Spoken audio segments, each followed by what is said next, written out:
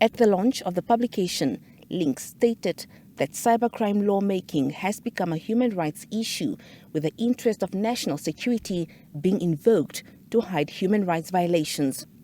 He added that this narrative is becoming a continent-wide phenomenon.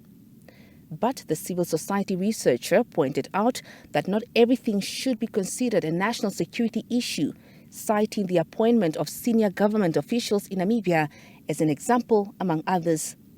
Links said in cases where security outweighs privacy, individuals are to give up their rights to be safe, touching on the narrative used for SIM card registration, which makes citizens trackable and traceable, with data retention by the state for security purposes.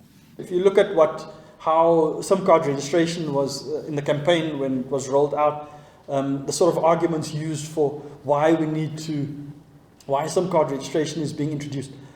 If you go now to CRAN's socials, you'll see how they frame it as this is in the interest of national security, that you are giving up your right to privacy. And so you are forced to normalize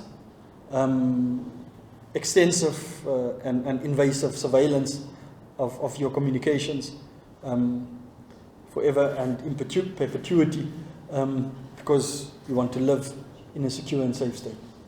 Links added that cybersecurity laws in Southern Africa appear to be undermining freedom of expression and media freedom, noting that citizens should pay attention to unfolding narratives and understand matters of national security and cybersecurity by partaking in discussions. If you look at what has come from the politicians and how they frame the issue of cybercrime, it's not about actually fighting cyber criminals. It's not about fighting fraud and online child pornography and so on. It's about things like what is being said about them on social media. That is a national security issue, not an actual cybercrime. The issue is that young people are saying things about the leaders of this country on social media. So how, and this is what I'm encouraging you to think about. How, when we talk about cybercrime, when we talk about cybersecurity, what are the arguments that are being used? What are the issues that are being surfaced in these discussions?